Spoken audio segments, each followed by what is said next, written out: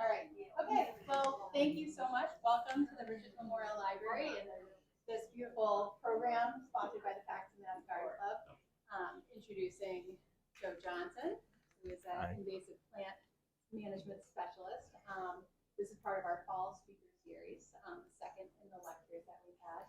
My name is Sarah Rutsnoli. I'm the president of the club, and we have Robin over here, Robin Heyman, who passed out, right? Who is our vice president.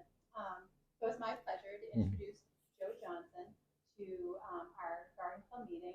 Joe's journey in the world of environmental conservation is an inspiring one. I look forward to hearing about his academic journey. He began at Bridgewater State University, where he obtained a Bachelor of Science in Sociology of Urban Affairs, with a unique concentration in earth science. He was so committed to the cause that he continued his academic pursuits with graduate work in energy policy at the same institution. Furthering his expertise, he continued to study energy engineering technology at Massasoit Community College. In 2001, he expanded his horizons and earned a master's degree in internet engineering, as many folks did, right? From Marlborough College in Vermont. And that demonstrated his adaptability and willingness to explore new fields. However, his passion has continued in environmental conservation, and we are very lucky for that.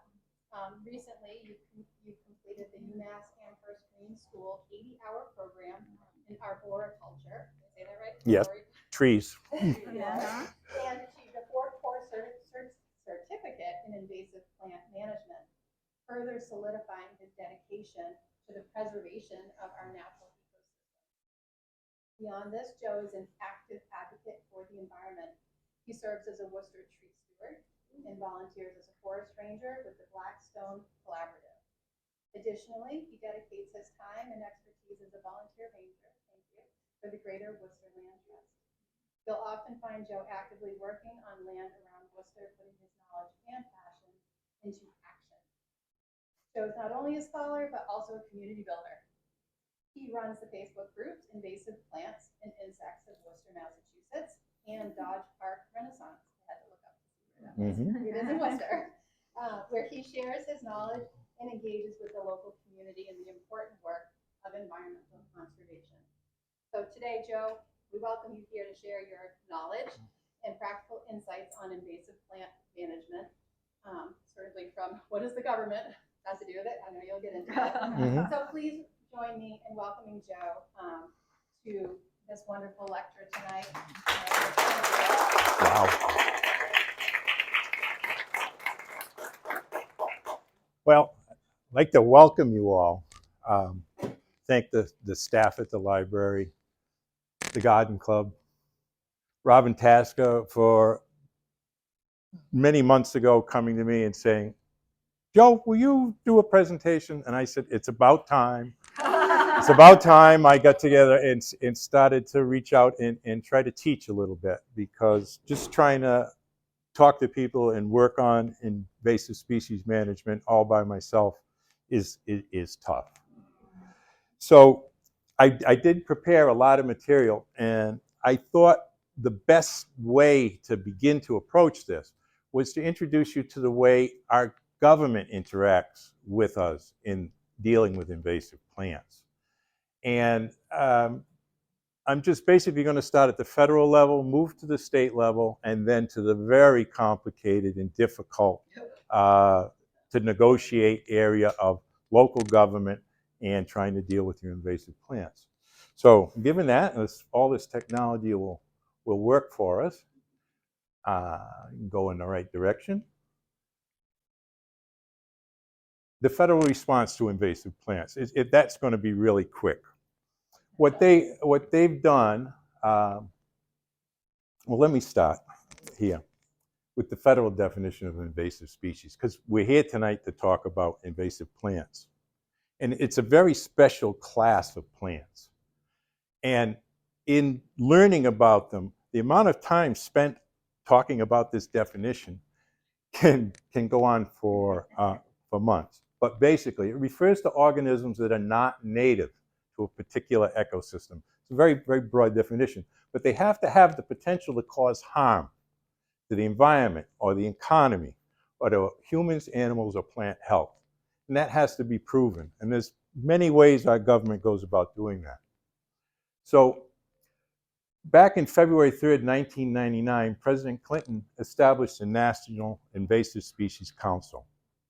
This council was to bring together all the different branches of the federal government in a way that they could quickly coordinate should they be faced with challenges of an invasive species coming in.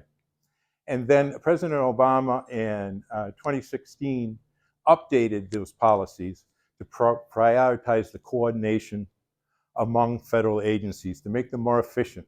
It also added considerations of human and environmental health, climate change, and innovation in the industry, new ways to deal with invasive plants.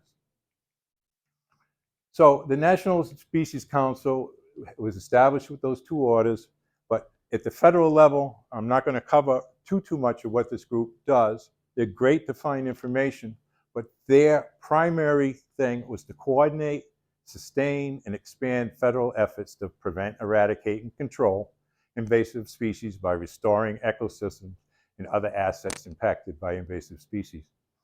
Basically, just to bring the agencies together. The specific focus was activities concerning invasive species. They want to make them complementary, cost-effective, so they're just bringing them together. But the main thing that they produce is an annual work plan. And this annual work plan brings together agriculture, commerce, and interior. The Office of the Secretary of Interior is the one who's in charge of the whole section, but their office brings together the commerce and agriculture in order to form these. Again, the main goal at the federal level is to achieve effective interagency coordination and cost efficiency. So we can move pretty quickly away from that. Here is the Massachusetts Invasive Plant Advisory Group. Now, for all of you that have questions and problems, I'm not going to deal with the individual plants tonight. I'm going to deal with law. But this, MIPAG, all you have to do is search MIPAG. The Massachusetts Invasive Plant Advisory Group is a voluntary collaborative, but they represent many, many organizations and professionals in their group. What they did is they developed the first list in the state for the first list of invasive, likely invasive, and potentially invasive plants. So their job was to categorize. And these lists helped us decide what needed to be prohibited from importation, sale, and trade. They also developed a list of early detection species for the Commonwealth. Now, these are plants that we're just starting to notice or are just starting to look invasive. And it's very important because if you see things like knotweed that's established so firmly on our highways and everything, early detection is important because it's easy, so much easier to get rid of or control an invasive plant when you first notice it than it is after its roots are 20 years into the ground. So their products are these two. These are links, but I'm, given the time and the size of the group, I'm not going to try to jump out. But they have an invasive species list, and their list goes over to the Massachusetts Department of Agricultural Resources, who really are the people who control the policy in the state. As you're going to see later on, they are the home of a very important position. But the Massachusetts Department of Agricultural Resources really has in my opinion, so far, the power and the organization to deal with the invasive species the best. And the state is set up like that. So what MIPAG does, one thing that I wanted to point out is important, that they act with a 2/3 vote. There's no majority. They have to have a very strong agreement in that group. They produce that prohibited plant list. They publish strategic recommendations to prevent, control, and possibly eradicate. So this is why I say MIPAG is something to remember. If you're looking for information on what to do about invasive plants. They're really a good source. In fact, my professor was the first weed expert on that board, and to this day, he still serves the state of Massachusetts as an advisor. They also are working on what's called early detection and rapid response, which is another policy the state wants to develop, but we haven't seen it rolled out, which is to have the people and the resources necessary to respond to these things. Early detection and rapid response, the first knotweed plant shows up on the highway, should be removed, not mowed down and spread down the road. They promote, the same thing, promoting and commitment, and everything that they have is focused on their recommendations, or strategic recommendations for managing invasive plants in Massachusetts. So MIPAG is very important. They're an advisory group. Just to see what they're made of, this funding and coordination, the research undertaken by the group is funded by the Massachusetts Nursery and Landscape Association, the Horticultural Research Institute, the Nature Conservancy, the Massachusetts Executive Office of Environmental Affairs, and the Massachusetts Department of Fish and Game divisions. They all put money into the research that this group does. The coordination for the group is provided by the Sylvia O'Conti National Fish and Wildlife Refuge, with financial assistance from the National Fish and Wildlife Foundation. The Department of Agriculture and the U.S. Fish and Wildlife Service all help to coordinate this group. So, MIPAG has a definition. In school, we spent 45 minutes talking about the great debate that went into Massachusetts' definition of what an invasive plant is. It's really important. It's down to about 60 plants that made this list, but this is the list that legally constitutes a public nuisance in the law. If the ones, they have to cause economic or environmental harm. That's why it was easy for the longhorn beetle to be noticed. When Canada started complaining, and we started thinking about losing that maple syrup crop, we took action. They develop self-sustaining populations. We've all seen that, the Phragmites, the knotweed, even the purple loosestrife that's beginning to show up all over the place. They develop self-sustaining populations. They're not going to go away by themselves. Give up all hope. And they have to become dominant or disruptive to the system that they're in. In other words, they become a monoculture. They don't let any other plants grow. They produce chemicals that don't let other plants grow, or they block out the sun, the light, and the water from everything else. But they have to meet all four of these categories. They have to get a 2/3 vote by that MIPAG group just to become legally a invasive plant. So this checklist becomes kind of important. I put it up here to run through. It's one of the things that they put out. But when you're making plans to get rid of your invasives, you have to start somewhere. And this checklist kind of builds into what I'm going to talk about a little later if we have time tonight, but plans to remove them. So you have to know what natural resource you're trying to protect when you're trying to control invasive species. What resource is it ruining? Is it blocking a culvert? Is it excluding your cat? Is it Phragmites excluding your cattails? Is tree of heaven busting your foundation? All of those things. Then you have to research what it will take to control these species. MIPAG is very helpful. UMass Agricultural Extension School, all very helpful at getting fact sheets. You could go to my Facebook page or there, or use my card, send me an email. I can get you the fact sheets. They're best to work from rather than, a few words or word of mouth. We're talking about possibly using chemicals, possibly even using mechanical control methods that could damage the environment. So you should, no matter how you think you're going to deal with it, check it with the fact sheets. Do the research. Develop a realistic goal. This is important.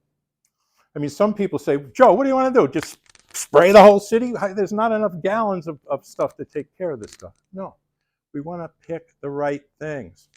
If we were on the highway and say Route 56 and we wanted to start working back that huge population of knotweed, we'd go after the smaller ones first so that we could test, make sure our method's working and work there. We wouldn't go after the main population first. But now we've got that goal, we're going to have to pay for it, so we have to seek adequate resources. It's not that easy to get the money. Even the legislation that's out there that makes the invasive plants a public nuisance doesn't provide for the funding. We have to push our representatives to fund any invasive species removal. They're not going to just do it. Implementing the management, monitoring, documenting the outcomes, and reevaluating on space. But that's the real quick run through the process of developing what's going on. Now, people talk about the right-of-ways, the roads, the highways, any place we walk, where the public utility lines go.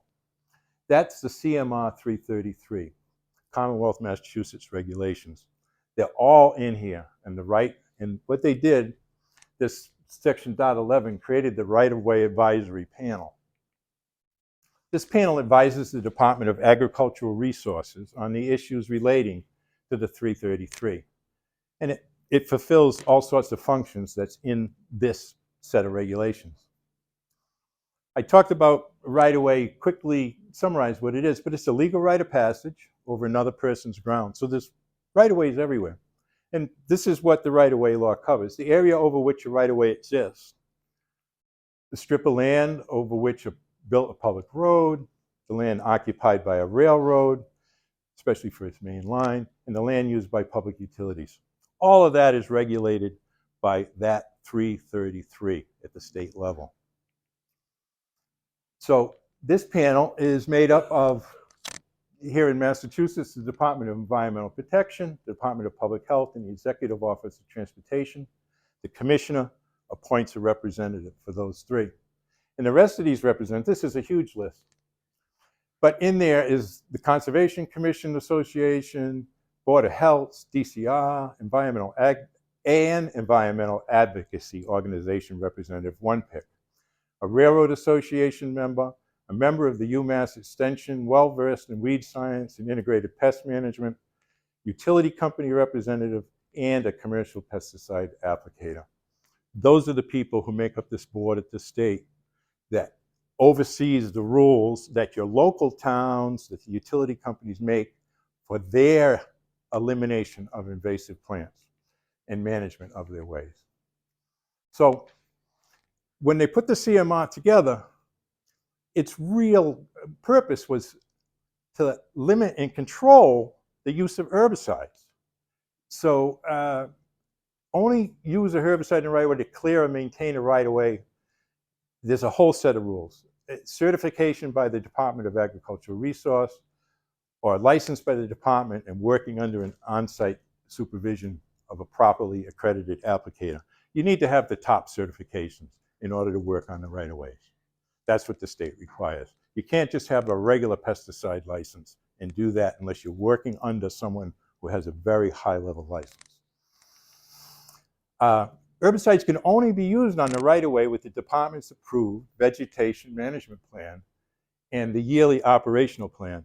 Keep those two documents in mind, the yearly operational plan. Your town has one. I don't know if anybody's seen it, but your town has a yearly operational plan. The yearly operational plan specifies what herbicides they can use, when they can use them, how they can use them, how much they can use, where and when and why they can use them. It doesn't spell out exactly where they're going to go.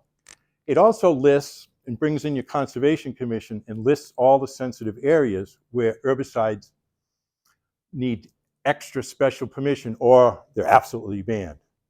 There's some places where they're absolutely banned. There's other places where they require extra scrutiny before anybody can apply them, and there are other areas where they're unrestricted. So all of that goes into that 333, and you'll find it all in your yearly operational plan, your YOP. Your DPW will have it. In the general permission, there's just so numerous and detailed. And like I said, they provide for how, when, and where herbicides can be used, and exceptions to the rules for utilities and unforeseen contingencies. In other words, I took this right out of it. The department may impose such additional restrictions or conditions on the use of herbicides as it deems necessary to protect public health and the environment. In other words, they reserve the right in some situations where they really have to use them. There's other rules, but it would be too difficult to get in here. So here's vegetation management. I wanted to tell you a little bit about what a vegetation management plan is. It's established to control vegetation along municipal rights-of-way. So this big vegetation management plan, it gets done every 5 years. It contains all the general rules your town or your utility put together. And it's closely reviewed by the Department of Agricultural Resources. The primary objective is to provide the public with a safe and unobstructed right-of-ways while minimizing the reliance upon herbicides. So it has the two goals.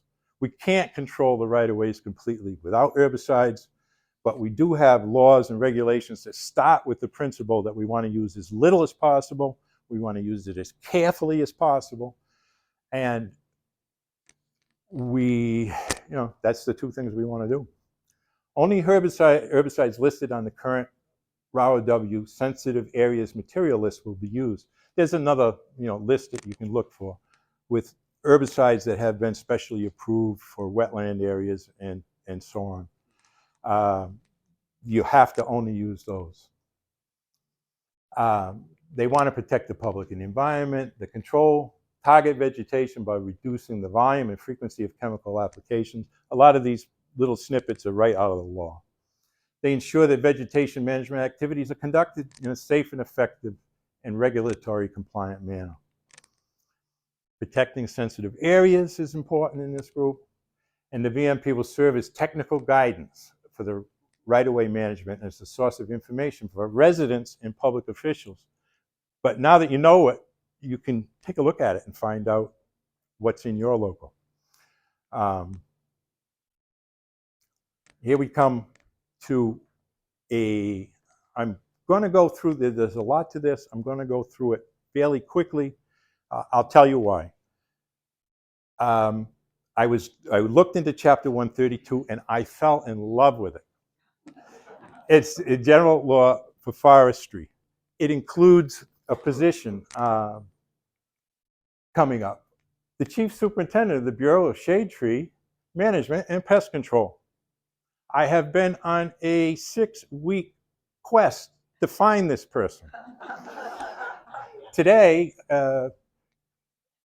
Representative O'Day's aide was on the phone with me, and the pesticide head at MDOT was on the phone with me. I was going to do this, and basically gently told me, there is none. The closest 2 towns that have someone in this position are Attleboro and Natick. It's something we can request and add, but let me go through here and see what's going on. But see why I fell in love with this position. Duty of superintendent. Suppression of moths, caterpillars, worms, beetles, and any invasive plant or animal species. We have somebody who's supposed to do that. Can't imagine that. All of which are hereby declared to be public nuisances for the purposes of this chapter. That would be a public nuisance, Chapter 92. In other words, they've got to do something about it if it's causing a public nuisance, and they've already declared it a public nuisance for you. The local superintendents of shade tree and pest control appointment. So why do we not have one? Well, the city manager, town manager, or otherwise the mayor, shall appoint for a term of 3 years a local superintendent of shade tree management and pest control, hereinafter called the local superintendent. Why? For the suppression of public nuisances named in Section 11. So I have a question on that. Yes. Would that be the same thing as the town tree warden? No, I'm going to get into that in a comparison between the two. Tree wardens are very special in Massachusetts. Massachusetts was the first state to have a tree warden, and our tree warden system has been copied by many other states. But the tree warden is limited to in pest control to insect pests, and is limited in control of when a tree can be cut down, when a tree can be planted, and all that sort of thing. And what's happened is this has been loaded on top of the tree warden, but I'm getting ahead of myself a little bit. So here's a nice little piece of the law. All persons in charge of land under the control of the Commonwealth shall take measures on lands within their charge to suppress the public nuisances named in section 11. Again, that's this law. So here we go. Tree warden versus the shade tree in pest control. Let's do a little comparison. So the local superintendent, I put the chapter in the law in here, and for people who want to go to the garden website and so on tomorrow can get all these active links if they want to actually look at this stuff. But all you have to do is remember chapter 132. You put that in your computer, pull that up, and you'll get all the sections. It's very well laid out. The city manager and the town manager in city shall appoint for a term of 3 years the local superintendent. Okay, I can't say that enough. I just love to put that line in there. Shall be qualified by training and experience to carry out the powers. Shall be licensed to apply pesticide. Said local superintendent shall, again, I love to say this, destroy said public nuisances within the town. And the superintendent may, guess what? Designate the tree warden to assist him. Not be the tree warden. The tree warden, see, it's a separate chapter, chapter 87 of the Mass General Laws, not chapter 132. And so has a whole different set of responsibilities. The tree warden of a town, can do these things, shall have care and control of all public shade trees, shrubs, and growths in the town, except those within a state highway or public parks. But there's something for that. If so requested in writing by the park commissioners, they'll have control of your parks too. Okay, and he shall enforce all provisions of the law for the preservation of trees, shrubs, and growths. Expend all money appropriated. Make sure that no trees are planted without his approval or her approval. And he gets to make regulations for the care and preservation of shade trees in towns with approval of the selectmen or in cities with the approval of the city council. If the town provides by vote a bylaw, the warden shall be appointed. So if you want more control over your tree warden even, rather than being automatically assigned to the DPW head or somebody else, you can actually ask your town to appoint them so that you have more control over your tree warden. In any city or town which provides by vote, bylaw, or ordinance, the tree warden shall be appointed, the mayor, city council. So all this language is in place. Again, qualified by training and experience in arboriculture and licensed with the Department of Food and Agriculture. Pesticide license is what they meant. The term's 3 years. Now, here's the local superintendent. Again, suppression, invasive plants. He may make rules and regulations governing all operations by cities and towns for suppressing pests. What we don't see there is he doesn't need approval from the city council, town, and the mayor because he would have been appointed by them and given those powers so that they can act faster. And the things that type of superintendent is supposed to be for suppressing pests, which destroy the forest and shade tree foliage, leaf-eating, sucking insects, wood ticks, poison ivy growing with 100 feet of a public way, any invasive plant or animal species, diseases and insects which damage the health, safety, quality of the forest. I mean, this is ideal. This is why I said this is my dream, the dream position that should be appointed in every town if we were serious about controlling invasive plants. This is the other good stuff this local superintendent is supposed to be. He shall study and promote improved methods for suppressing such public nuisances. So there's an educational component. May act in cooperation with any person, any subdivision of the Commonwealth, any state, the United States, foreign government, without limiting the generality of the foregoing. In other words, can cooperate with anybody who wants to legitimately act to get rid of invasive plants. Shall act in cooperation with federal and state agencies, conduct investigations, gather and distribute information concerning the public nuisance. So they have lots of powers. Maybe people are afraid to put somebody with that much power in there. May advise, make the use, and require the use of all lawful means of suppressing public nuisances. The strength and power that was put into a position that was then never implemented. He shall prepare for the students of the public such lectures, exhibits, and information relative to such public nuisances as may be required. This is quite a position. I don't know why we're not demanding that our local governments appoint somebody to this position. I'm starting to preach, I'm sorry. Shall personally and by employees, in other words, you can form a whole department. And the expenditure of funds, therefore, may employ such assistance. So it's given the right to control the monies. There is going to be a caveat coming. May it spend such sums as may be appropriated or donated. In other words, it does have to get the money. No expenditures shall be made a liability incurred in excess of such appropriations and donations. So, it does have a budget. He shall annually recommend. Now, this is for the state one, and we don't have one. The local one recommend to the commission of the financial liability to be appropriated by his town, be expected by the local superintendent. So every year there would be a budget process to talk about what we're going to spend on this.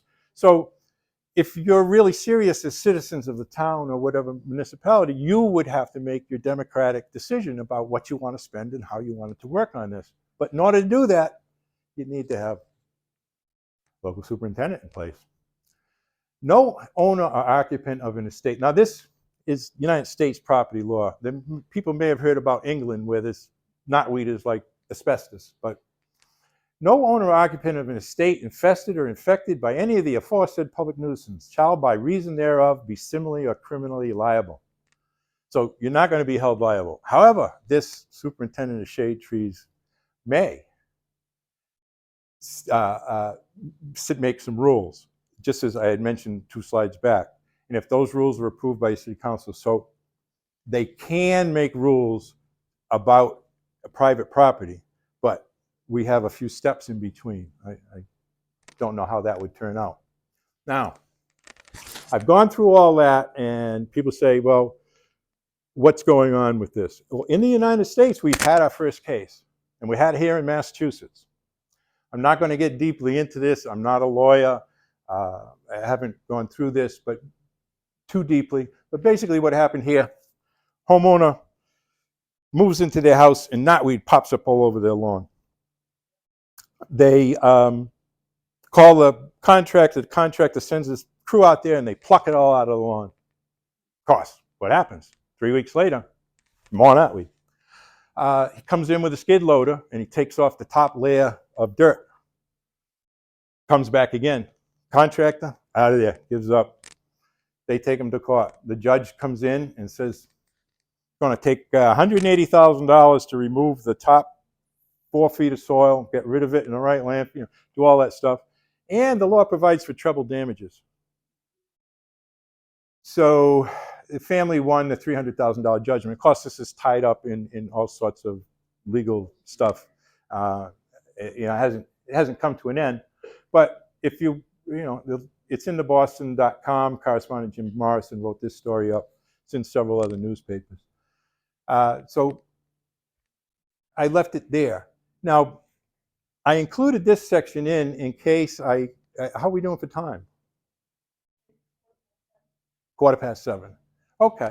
So this is important. This is what I learned to do at the UMass Extension, which is create an invasive plant management plans. So I included this section. So we talked about it briefly in the other list, but what do? We need to map it.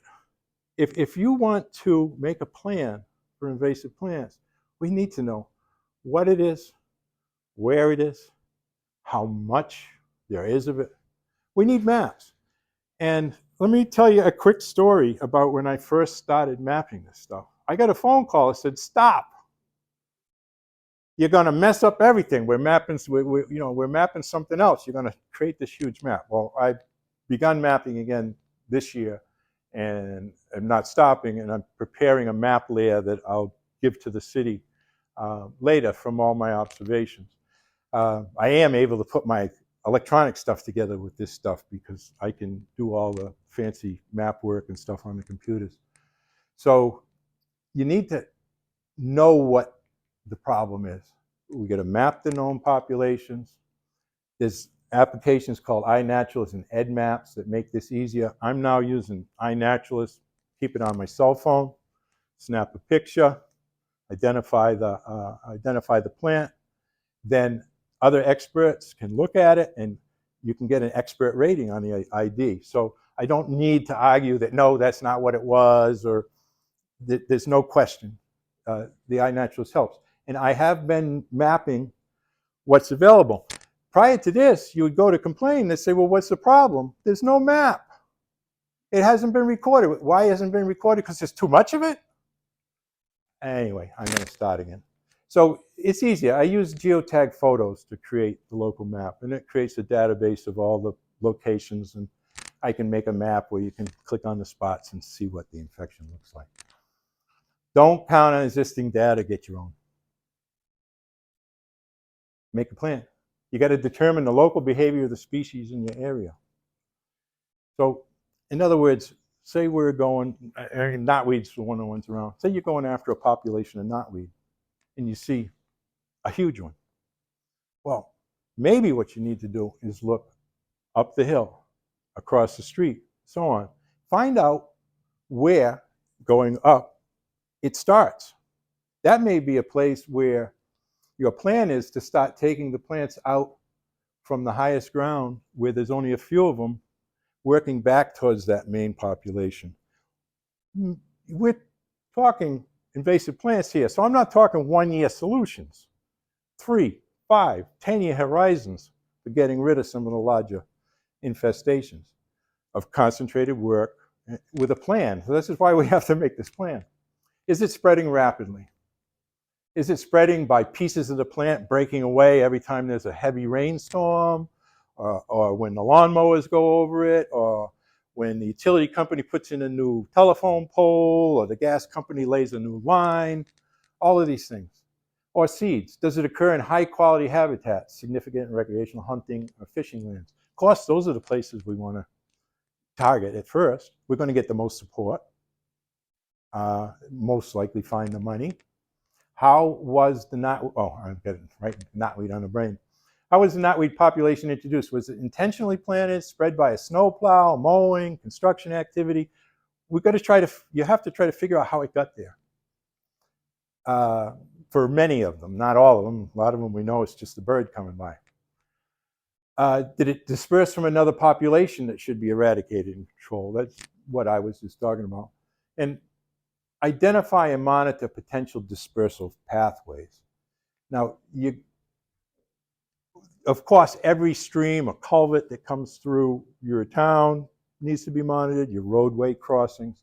Anywhere the land is not managed, if there's a lawn or things that are managed, oftentimes, although the mowing doesn't do it, the chemicals that you use to kill your regular weeds on the lawn will hold the knotweed back to the line of your lawn so that they don't break in. So we see things like that. Just so many little things to look at. We need to prevent that further spread. So we need to block those pathways. We need to find out where it's spreading. We need to interrupt those problems. Road maintenance practice, mowing and snow removal. People are always saying mowing spreads it, and it does, but nothing spreads it like snowplows. They dig up the root. They push it down the long way. Where does it end up? In a pile of snow. What happens? In the spring, when it melts, it has all the water it needs. It gets well established. Very much snow plowing operations need to be looked at and reviewed. In Worcester, there is a park, a $2 million park that's entirely infested with knotweed and Phragmites. Why? It was the city snow dump until 1985. It has every invasive plant you ever imagined in it. Contaminated fill, more often than not. It's like the homeowner, the contaminated fill. Illegal dumping of yard waste. There's always sprouting piles. All of these things, unmanaged properties. In Worcester, it's really a bad problem. Properties that haven't been managed for 10 years with 80-foot tree of heaven females with 1 million seeds a year, that type of thing. Infrastructure maintenance. I've got some pictures of some really nasty maintenance that was done by the utility companies in the middle of knotweed populations that just dispersed it everywhere. Choosing the appropriate control methods is a skill that needs to be developed in practice, and I would like to get better at it myself, rather than just studying the methods that other people use. You need to ask, is it along a stream or a lake? Is it being spread in landscaping waste? Does it lie in the path of road mowing crews? Are there construction sites that might be introduced to? Do homeowners dispose of landscape waste? Make a plan. Considering herbicide, let me just talk about herbicide. I believe the fact that herbicide is often necessary with invasive plants is one of the reasons our politicians don't like to deal with it. They can't win one way or the other when they bring the subject up. And I believe it's one of the things that's holding us back in dealing with some of this stuff. I believe we need to have a reasoned approach to it with the minimum use, very cautious use, with a use that has your input, opting out, all sorts of things that need to be done. But we have to consider herbicide. That's my opinion, and I'm sticking with it. Is there potential to harm? Now, so we're considering. So we're going to start asking these questions. What's the potential for the non-target species? And we can't use the herbicide until we've answered these questions. Have you made adequate provisions to minimize the damage? And you need to be able to review that stuff. Do these control methods require permits? I'm not even going to get into that tonight. Okay, the permit thing is 3 hours. Prioritize high-value sites for treatment where the potential for successful control is high. If I was going to take all of the things that I talked about for the plan, right here, this is where I want to start. I want a couple of successful projects, even if they're small. So they need to be prioritized in a really high-value site where there's a potential to win. And that's one of the things that we're looking for. Make a plan, considering mechanical control. Okay, well, prepare for labor commitment that extends for years. Mechanical control does work. There's even a group in Connecticut called Nix the Knotweed, and they've invited me to bring a group of people down there. But it's a large group of volunteers, and they do the manual removal work, and they come in and they knock it down 8 or 9 times a year, and they do it year after year in very high-value sites down in Connecticut, along the ocean and places where it comes out. And they have won in a couple of places. They've at least driven it into dormancy. You never know whether you've killed some of these or not, but you might have put them to sleep for a long time, and they're just lying on the ground waiting. So if you're considering, it's just the same thing with mechanical control too. Is there potential harm to non-target species? When you're pulling these weeds up, what else are you ruining? Are you bringing up more plants out of the seed bank? Are you resurrecting some other invasive plant seeds and things that are in the ground? Have you made adequate provisions to minimize damage? You know, just because it's mechanical control, it doesn't mean that it's easy going. Do these control methods require permits? Same questions. Prioritize high, same questions. Make a plan, be targeted. Be targeted and realistic about the scope. Where invasive is along waterways, begin control efforts upstream. Concentrate on sites where erosion and dispersal of fragments is most significant. Now, you may want to put a mechanical control system around a culvert when you find out that that's one of the sources of spread. If it's frequently having the invasive plants around the end of a culvert torn away during high volume rainstorms, that thing is spreading down the river. That may be worthwhile to come in there and dig up 4 feet of soil on both sides and put in stone so that you can use early detection and rapid response to keep the plants away from the area where they get torn out all the time. Those are things we could do if we had a plan and we had someone in charge and we were able to follow through. Eradicate the smaller satellite populations. This is tried and true stuff.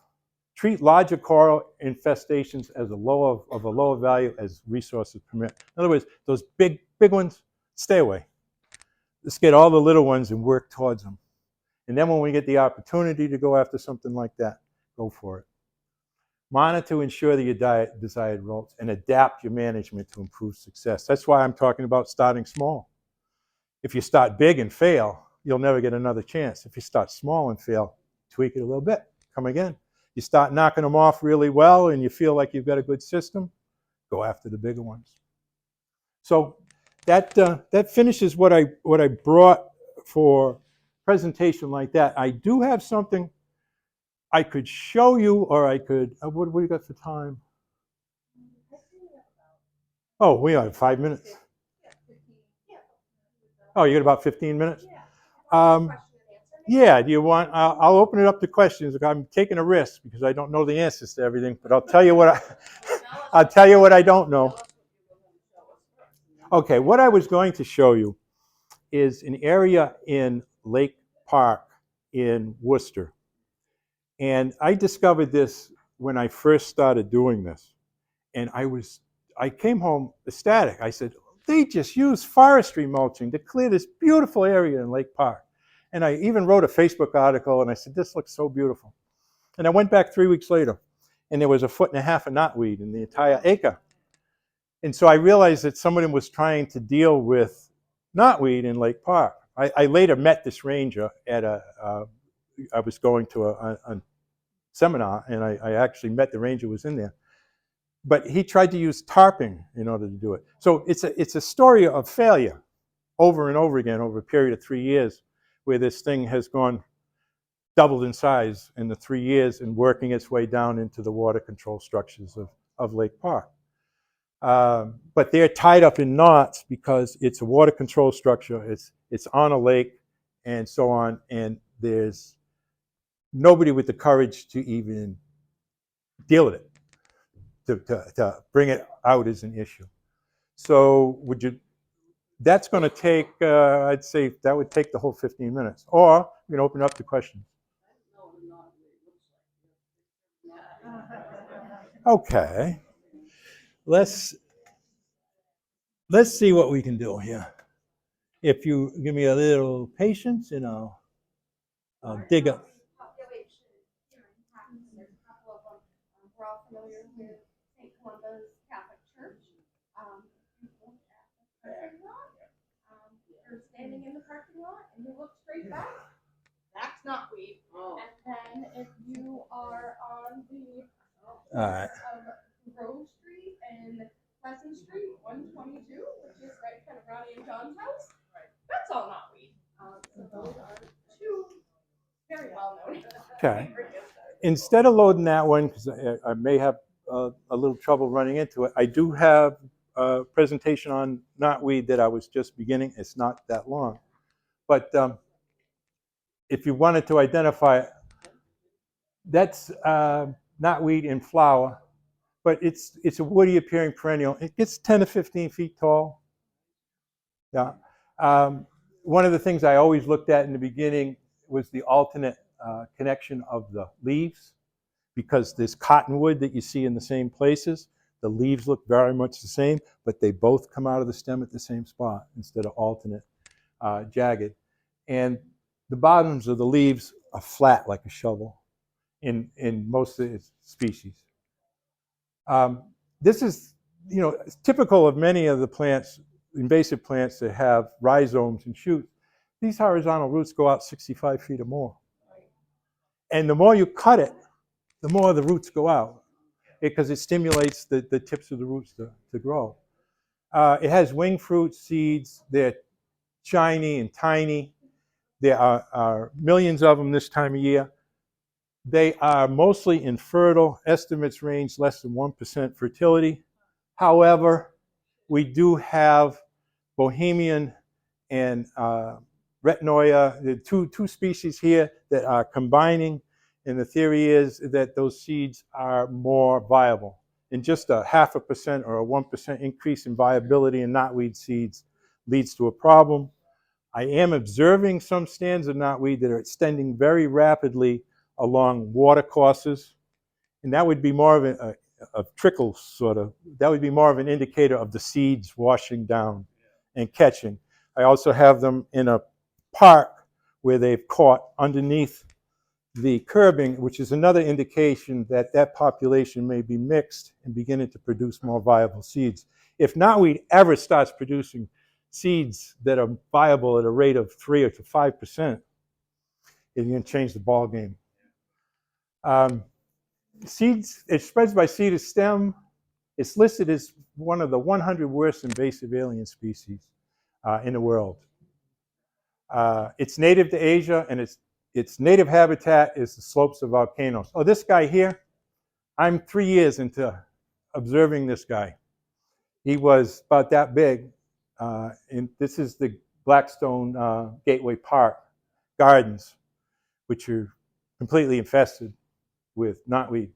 But this plant here, over the 3 years, averaged 1.5 feet of expansion outward. So, you know, it's just fine. It was introduced from Japan and UK around 1825 into North America in the late 19th century. So we're a good deal behind England right now. England's had it long enough for it to be the equivalent of asbestos here. And you have to record it. If it's on your property, you're stuck with it. Knotweed was recognized in USA problematic in the 30s. It tolerates deep shade, high temperatures, soil. People who say, well, you can just tarp it, shade it out. Well, no, it grows in the woods. It grows in the deep shade. It just gets taller and lankier, but it keeps growing.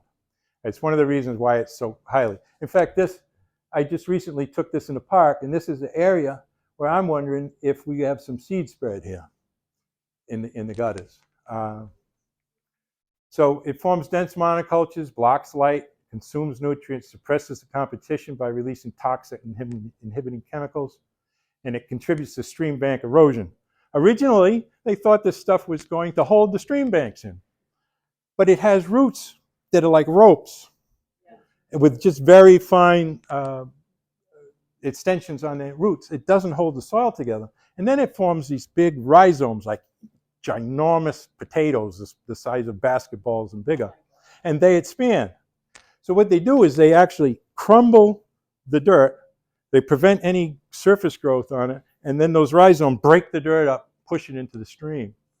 So I actually have pictures of waterways in Worcester where there's knotweed on the bank, and you can tell the difference because the normal bank is rather sharp, but a bank where there's knotweed slopes outward with lots of detritus material pouring out because the knotweed continues to break down the banks.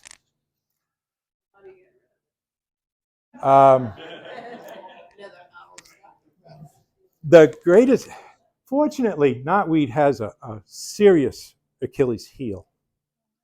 And after it flowers, and many of the invasive plants have Achilles heels, and that's why we need these weed scientists to do all their experiments. But the Achilles heel on this is right after it likes to grow so much. While it's growing, all of the biology in it brings the water and nutrients up from the ground. Very, very little is going down. After it flowers, this all goes into reverse, and it begins to move all the nitrogen and nutrients and everything down to those underground roots so that they can grow out. That's when we want to hit it. But one of the mistakes that they found that like right-of-way crews and so on were doing And a lot of landscapers is, I'll hit that with the hardest, toughest poison I've got. Or they'll hit it with something that just kills the stuff on the top. What you have to do with this is glyphosate is one of the is the preferred thing at a very, very, very low rate. So what you use so little of it, less than 2% solution, that it follows all this water down to the rhizomes and stores down there. You don't even see it turn yellow. Next spring, you get a 90 to 95% reduction. And usually it's 3 years or so of that, and then skip 2 years, and then do a 2 or 3 year review on the area to catch the early detection of the resprouts. The worst problem is your neighbor has it, or you can't get the whole stand. When you can't do that, you got these shoots coming right back at you, constant, 65 feet or more. How do you apply? Is it like a spray? Okay. You're doing it? Well, You cut it first, and then like how you get it? the Foliar? well, if we were going to spray the leaves, if we were going to do foliar, you do what's called the June cut. The reason you do the June cut is this stuff gets really tall, and it's a safety reason, and it's a biology reason. For safety, you never want to bring that wand that you're spraying with up and point it into the air. You're going to get overspray. You're going to get it on the ground. You're going to get it in the air. So by having the June cut, you take a little energy out of it, and it's only going to grow to 3 feet tall. Now, at UMass and other colleges, they determined that you need, the leaves are like little radar, you need 3 feet of leaves to have enough leaves to take in enough herbicide to kill the plant. So you do the June cut, you have this nice stuff growing up, then you work backwards through it with the wind at your back, with your proper protection on, following all the rules and regulations on the label of the herbicide that you use, because the label is the law. Every bottle of herbicide that you can purchase anywhere has all the rules and regulations on that label. And the way the government decided to let the average person use herbicides on their land was to have a regulation like that that says all your information that you should need is on that label. So the label's the law. But you cut it, and what's going to be applied is called spray to wet. You spray it until just before you get the habit, just before it begins to drip, with a solution that's between 1.5% and 2% glyphosate, with what I would use on my property, because it would be with some soap in it to make it stick. Yes, the surfactant. Otherwise, they sell different surfactants. The other thing that you want to make sure that you do, please, is check with your conservation agent in your town. It would be worth making the phone call to make sure you're not on protected land. You could still be allowed to do it, but they would make sure that you chose a glyphosate product that was approved for wetlands.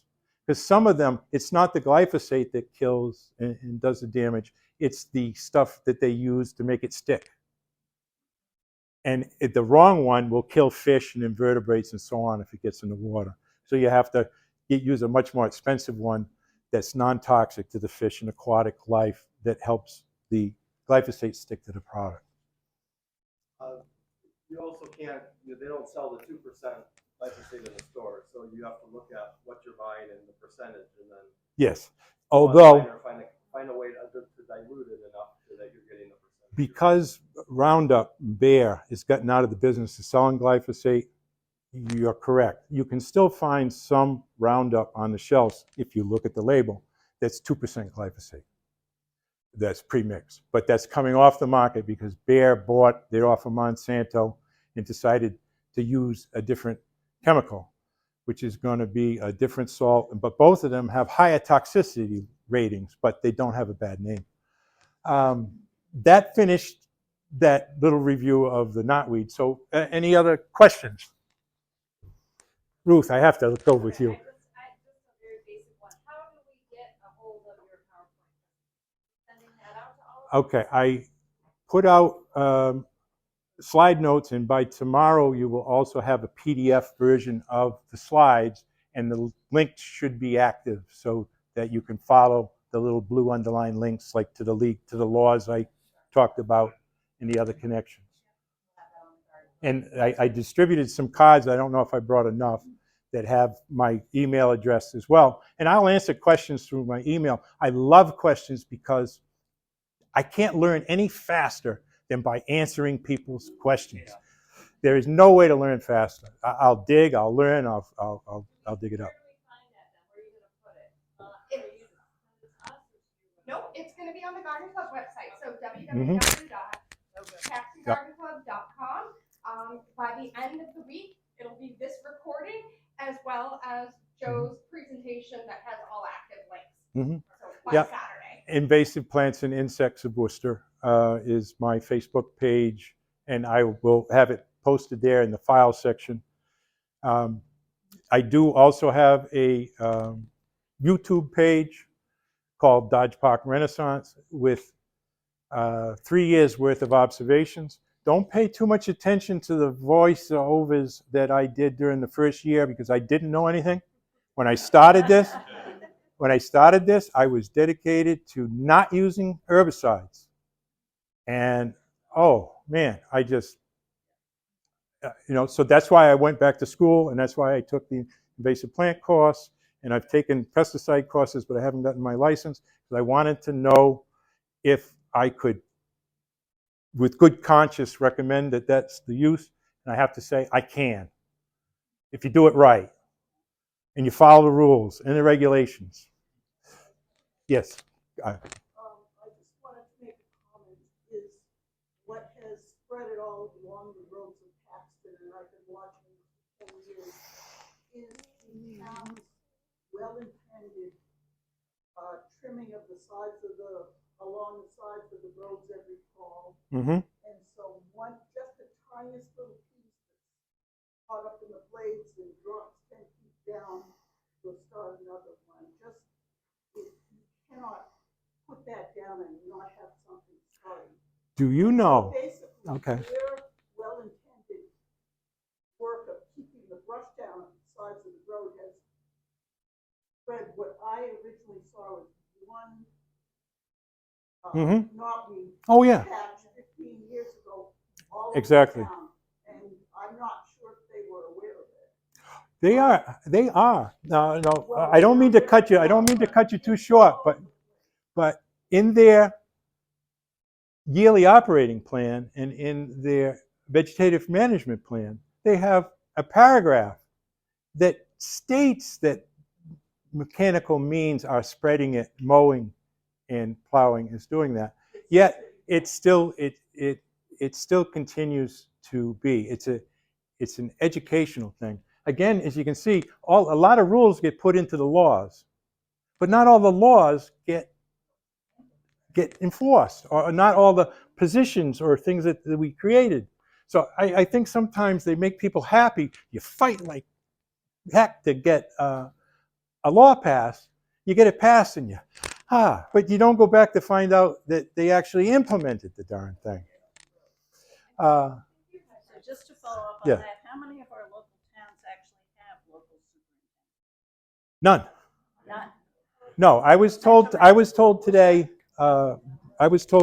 by the Department of Agricultural Resources pesticide chief that Attleboro and Natick are the two towns that have someone that's in the position that actually fills these roles, and that at the state that he's the one that ends up filling this role, but it's not him. Now, I've had two different people write me letters back saying it's not me. Like in Worcester, the park commissioner wrote back to me and said, "Yeah, I'm the tree warden, but I am not the superintendent of shade trees and pest control. I don't do plants." And that's the town manager and the mayor sent me to him, and then he basically told me that, and I went back to them and I said, I don't have to talk to him anymore. I need to talk to you because you are the ones that have the ability to appoint one to control them, or even someone more powerful. So I just wanted to Okay. say, I Thank you cut it all off. for coming this evening. Thank you very much, Joe, for sharing your knowledge. Thanks. Evening. We hope you can join us for our next fall seminar series, which is on Thursday, November 9th, here in the library at 6:30, where we will be having Colin Novak, the director of the Greater Worcester Land Yeah, Trust, he's coming good. to talk to us about the land trust and the properties that we have here in Paxton belonging to the land trust. And then last but not least, thank you very much for supporting the Garden Club by purchasing our calendars and note cards. Those proceeds are what allow us to fund these public seminars for you to participate in. So thank you very much. Thank you.